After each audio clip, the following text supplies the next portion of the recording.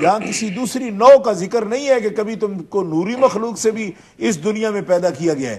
یہ دراصل شاید مجید فروقی صاحب ان لوگوں کا کیونکہ ڈرامہ ہے، کیونکہ وہ کہتے رہتے ہیں کئی دفعہ کہ فلاں کا نکاح جن کے ساتھ ہوا، جننی کے ساتھ ہوا، فلاں کا جو ہے وہ حور کے ساتھ ہوا. پھر اس کو جو ہے نا تاریخ میں ایسے کئی معدوم قسم کے بھی وجود وہ ثابت کرتے رہتے ہیں.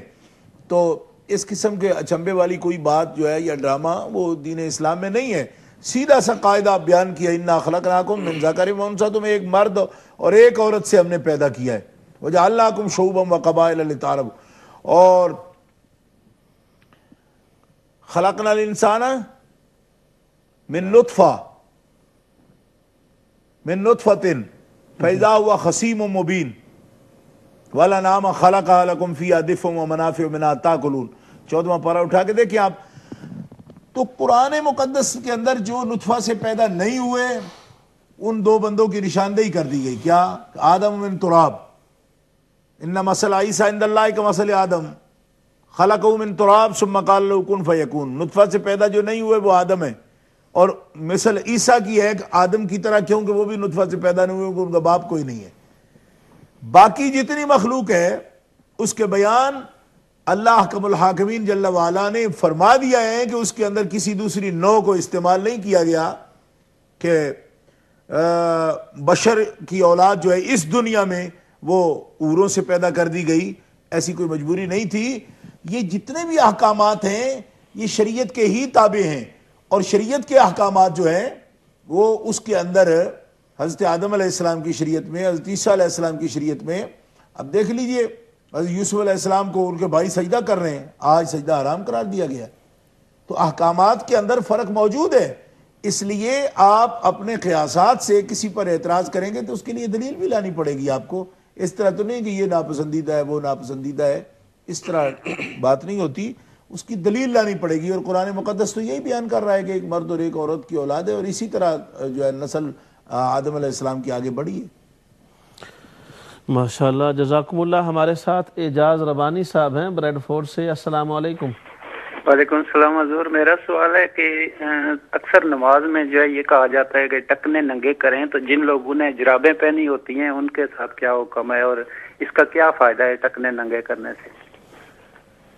جی ٹھیک ہے، شکریہ جی، بہت مہربانی. خدمت میں سلام علیکم. جزاکم اللہ. حضرت اگلا سوال تھا موسیٰ خان صاحب کا. ایک سوال پر تو گفتگو کی مولانا نجم الحسین صاحب نے کہ امام صاحب کا اہل بیت سے تعلق کیا تھا؟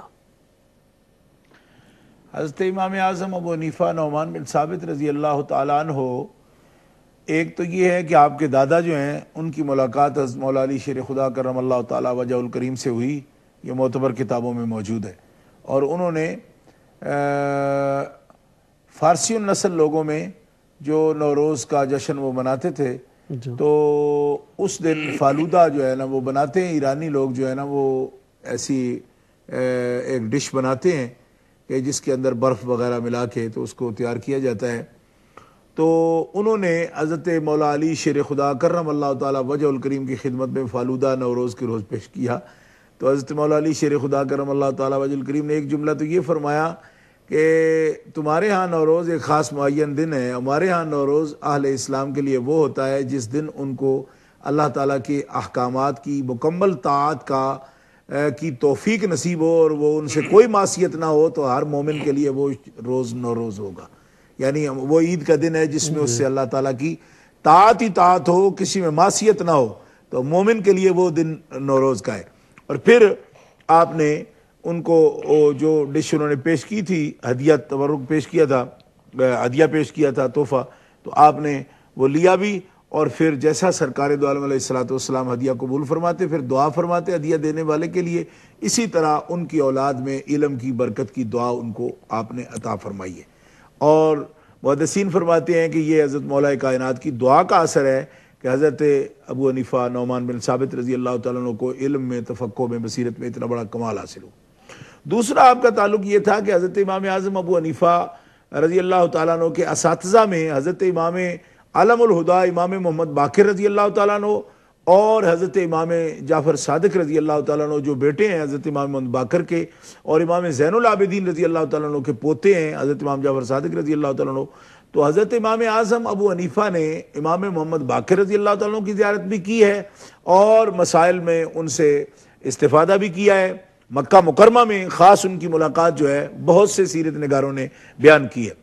یہ حضرت امام باقر رضی اللہ تعالیٰ عنہ کی زندگی مبارکہ کے آخری ایام تھے، اور حضرت امام باقر رضی اللہ تعالیٰ عنہ نے جو مسائل دریافت کیے ہیں وہ بڑا ایک لمبا سلسلہ ہے، لیکن امام باقر رضی اللہ تعالیٰ عنہ نے امام اعظم ابو حنیفہ کے جو مسائل اور مجتہد فی جو مسائل تھے جس کو آپ نے ان کی خدمت میں پیش کیا اس پر بڑے خوش ہوئے، اور روایات میں یہ موجود ہے کہ امام باقر رضی اللہ تعالیٰ عنہ نے حضرت ابو حنیفہ کے ماتھے پر بوسہ دیا اور آپ کو تحسین فرمائی اور آپ کے لیے دعا فرمائی، اور آپ کے لیے یہ فرمایا کہ مجھے تو کسی نے یہ کہا تھا کہ عراق میں ابو حنیفہ نعمان جو ہے وہ قیاس کے ساتھ قیاس ہے اور قیاس کے ساتھ وہ دین کو بدل رہا ہے، لیکن تو نے تو اپنی عقل کے ساتھ میرے نانا کے دین کو منور اور روشن کر دیا ہے۔ سبحان اللہ۔ یہ کلمات تحسین فرمائے، اور حضرت امام جعفر صادق رضی اللہ تعالیٰ عنہ کی خدمت میں تو آپ ملازمت فرمائی، یعنی آپ کی خدمت میں حاضر رہے، حتیٰ کہ حضرت امام صاحب کا یہ مشہور جملہ جو ہے آپ کا یہ اکثر کتابوں میں آتا ہے کہ اگر میں 2 سال امام جعفر صادق کے ساتھ نہ رہتا تو میں ہلاک ہو جاتا۔ مطلب یہ ہے کہ وہ آپ کی صحبت میں رہنا اور مجلس میں رہنا میرے لیے علمی اور فکری اور روحانی زندگی کا باعث ہے۔ یہ حضرت امام جعفر صادق رضی اللہ تعالیٰ سے بھی آپ کا تعلق ہوا، امام باقر سے بھی ہوا، اور پھر ایک اور محمد ذو النفس الزکیہ جو ہیں، جب انہوں نے کوشش کی خلافت کے قیام کے لیے، یعنی بادشاہوں کے خلاف، ذو النفس الزکیہ کی جو تحریک ہے یہ بڑی زبردست تحریک ہے۔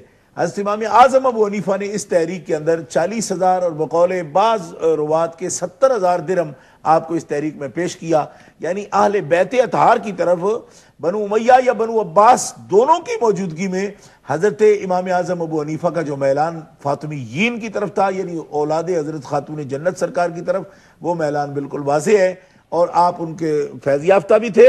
اور پھر تحریک کے اندر آپ نے یہ فرمایا کہ میں آپ کے نانا جان کے دین کے لیے علمی خدمات جو ہے وہ انجام دے رہا ہوں، یہ مالی ہدیت اور پیش کرتا ہوں، اور اگر آپ حکم فرمائیں کہ میں اس کو ترک کر کے آپ کے ساتھ باقاعدہ جہاد میں سیف تک جاؤں تو میں اس کے لیے بھی تیار ہوں۔ تو آپ نے فرمایا آپ کا فائدہ اور فوائد جو ہے امت کے لیے وہ علمی خدمات میں زیادہ ہیں، لیکن یہ باقاعدہ طور پر سیرت میں موجود ہے کہ ذو النفس الزکیہ کے آپ خصوصی تھے، اور ان کے ساتھ جو ان کی تحریک تھی اس میں بھی ان کا انہوں نے ساتھ دیا تھا۔ جزاکم اللہ، احسن الجزا۔ محترم نثار احمد صاحب برمنگھم سے، السلام علیکم۔ سوری کال کٹ گئی۔ There is a very short time, Maulana. What would you like to say something about your topic? Some people, sometime they are in confusion. They think that why Imam Bukhari rahimahullah ta'ala and other scholars, they didn't mention any hadith from him.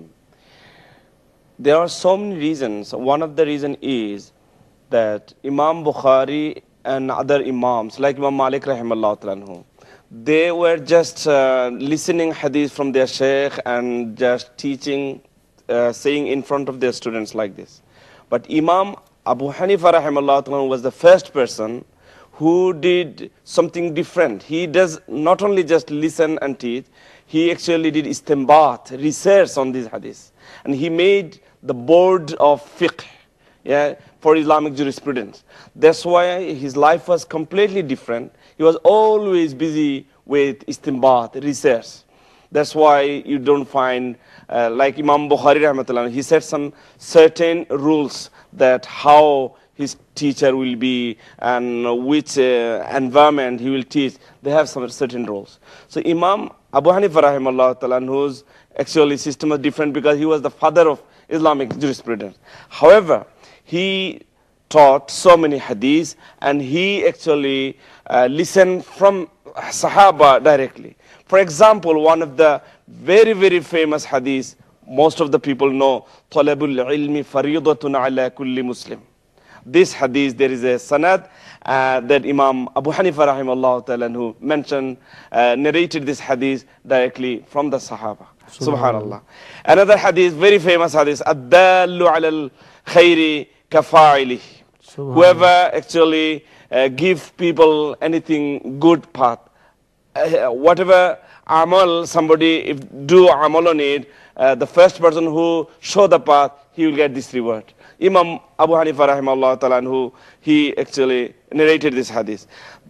Another very, very famous, so many hadiths we know, but one hadith I will mention. This hadith is mutawatir, and more than 50 chain of narration actually proved that this hadith, and this hadith is Sahih. Allama Jalaluddin Suyuti rahimahullah says, "Aqulu hadha al-hadith matanhu sahihun bal mutawatir." I'll say this hadith is Sahih. Not only Sahih, this is a mutawatir hadith. Which hadith is, "Man bana lillahi masjidan walau ka mafhasi qutatin bana Allahu lahu baytan fil jannah." Subhanallah. Jazakumullah. Thank you very much for explaining very nicely the issue about hadith and status of Imam Azam Abu Hanifa in hadith, and how did he narrated hadith from the narrators, from the companions of Prophet sallallahu alaihi wasallam. So that was very I think interesting discussion as well.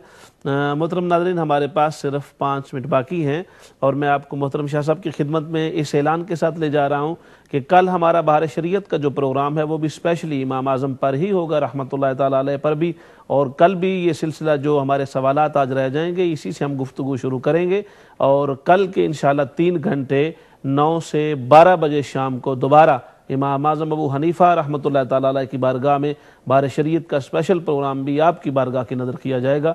हज़रत, ये हमारा आखिरी सवाल है आज का, और इसमें ये नईम साहब ने लंदन से सवाल किया था कि खाना काबा का गिलाफ स्याह है, तो इस हवाले से आप क्या फरमाएंगे? कुछ लोग इस पर एतराज़ करते हैं। बिस्मिल्लाहिर्रहमानिर्रहीम। देखिए, एतराज़ करते हैं जो है ये कोई बात नहीं है। स्याह रंग का है, एतराज़ करते हैं। क्या एतराज़ करते हैं? मेरा मतलब है स्याह पर क्या एतराज़ है उनका?